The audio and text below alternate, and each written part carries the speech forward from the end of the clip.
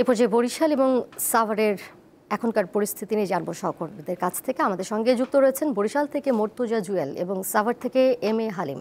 প্রথমেই যাচ্ছি মর্তুজা জুয়েলের কাছে। জুয়েল, বরিশালের এখন কি পরিস্থিতি দেখতে পাচ্ছেন জানাবেন। গুরুত্বপূর্ণ পয়েন্টগুলোতে নিরাপত্তা কতটা জোরদার রয়েছে?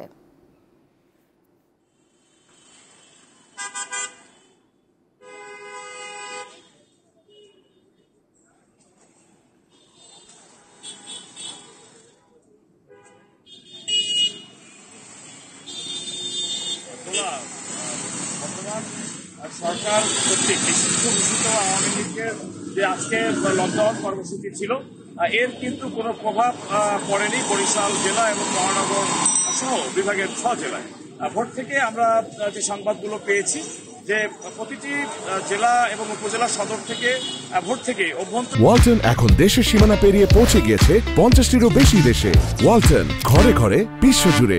এবং দূরপাল্লা রুটের সড়ক ও নৌ যোগাযোগ স্বাভাবিক ছিল। সরকারি বেসরকারি দপ্তর, ব্যাংকিং প্রতিষ্ঠান, শিক্ষা প্রতিষ্ঠান এগুলো প্রতিদিনের মতো স্বাভাবিক কার্যক্রম পরিচালনা করেছে। ভোর সকাল 10টা থেকে নগরীর সদর রোডে অশ্বিনী কুমার টাউন হলের সম্মুখে জেলা এবং মহানগর জামাত ইসলামের শতাধিক নেতাকর্মীরা অবস্থান কর্মসূচি পালন করে। এর আগে গতকাল গভীর রাত পর্যন্ত ছাত্র দলের নেতাকর্মীরা মোটরসাইকেল মহড়া দিয়ে মহানগরীর বিভিন্ন সড়ক তারা প্রদক্ষিণ করে এই লকডাউন প্রতিবাদের কর্মসূচির অংশ হিসেবে। অপরদিকে আওয়ামী লীগের কোনো নেতাকর্মীকে আমরা মাঠে নামতে দেখিনি। তবে গতকাল রাত 1টার দিকে বরিশালের উজিরপুর উপজেলার পৌর বিএনপি কার্যালয়ে আগুন দেওয়ার চেষ্টা করে কিছু সংখ্যক লোকজন, তবে স্থানীয়রা সেই আগুন তাৎক্ষণিক নিভিয়ে ফেলে। অপরদিকে বরগুনা জেলা সদরে জুলাই স্মৃতি স্তম্ভ যে নির্মাণ করা হয়েছিল সেখানে কিন্তু পেট্রোল দিয়ে আগুন দিয়েছে এবং এমন একটি ভিডিও সামাজিক যোগাযোগ মাধ্যমে ছড়িয়ে পড়ে। এর বাইরে বরিশাল মেট্রোপলিটন পুলিশ, র্যাব সহ অন্যান্য আইন শৃঙ্খলা রক্ষাকারী বাহিনী তারা ভোর থেকে মাঠে ছিল। বিশেষ করে মহানগর পুলিশ তারা কিন্তু মোটরসাইকেল এবং পিকআপের মহড়া দিয়েছে। তবে এখন পর্যন্ত কোনো ধরনের সহিংসতা কিংবা নাশকতার ঘটনায় জড়িত এরকম কাউকে কিন্তু গ্রেপ্তার করেনি জেলা কিংবা মহানগর পুলিশ। পরিস্থিতি এখানকার স্বাভাবিক রয়েছে, জনজীবন স্বাভাবিক রয়েছে। এ ছিল দোলা বরিশালের আজকের এই কর্মসূচির প্রভাব। দর্শক, আপনারা যারা আমাদের দেখতে পাচ্ছেন, আমরা এই মুহূর্তে চলে যাচ্ছি সাভারে। সেখানে আমাদের সহকর্মী আব্দুল হালিম রয়েছেন। আমরা চলে যাচ্ছি সরাসরি তার কাছে। হালিম, আপনি আমাকে শুনতে পাচ্ছেন কি?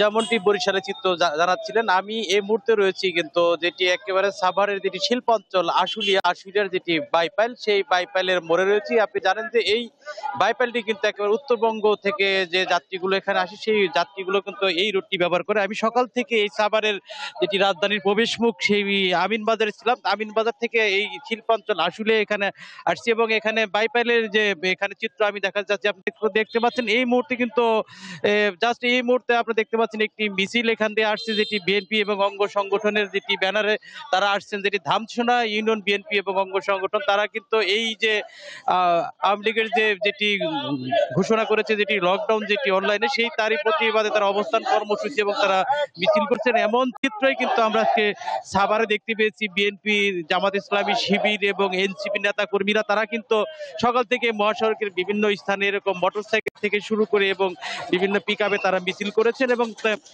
তাছাড়া আরেকটি বিষয় জানিয়ে রাখি যে এই যে পুলিশের যে বিশেষ অভিযান সাভার, আশুলিয়া এবং ধামরাই, এই 3টি থানাতে আমরা দেখতে পেয়েছি যে 20 জনের মতো আওয়ামী এবং অঙ্গ সংগঠনের যারা নেতাকর্মী রয়েছে তাদেরকে গ্রেপ্তার করেছে এবং তাদেরকে ইতিমধ্যেই কিন্তু তাদেরকে আদালতে প্রেরণ করা হয়েছে। এবং সব মিলিয়ে এই সাভার এবং আশুলিয়া এবং ধামরাইতে কিন্তু আমরা দেখতে পেয়েছি যে কোনো ধরনের নাশকতা এখনো আমরা চোখে পড়েনি এবং কোনো অপ্রীতিকর ঘটনা ঘটেনি। এবং যানবাহনের ক্ষেত্রে সকাল থেকে আমরা দেখতে পেয়েছি যদিও একটু এই যানবাহন কম ছিল, কিন্তু বেলা বাড়ার সাথে সাথে কিন্তু এই মুহূর্তে মহাসড়কগুলোতে কিন্তু একেবারে এই চিত্র পাল্টে গেছে এবং স্বাভাবিক যে জীবনযাত্রা সেগুলো কিন্তু আমরা লক্ষ্য করছি। সব মিলিয়ে এই সাভার এবং আশুলিয়া এবং ধামরাই কিন্তু আমরা স্বাভাবিক অবস্থা দেখতে পাচ্ছি। এই ছিল আমার কাছে সর্বশেষ। দোলা, জুয়েল এবং হালিম, আপনাদের দুজনকে অনেক ধন্যবাদ।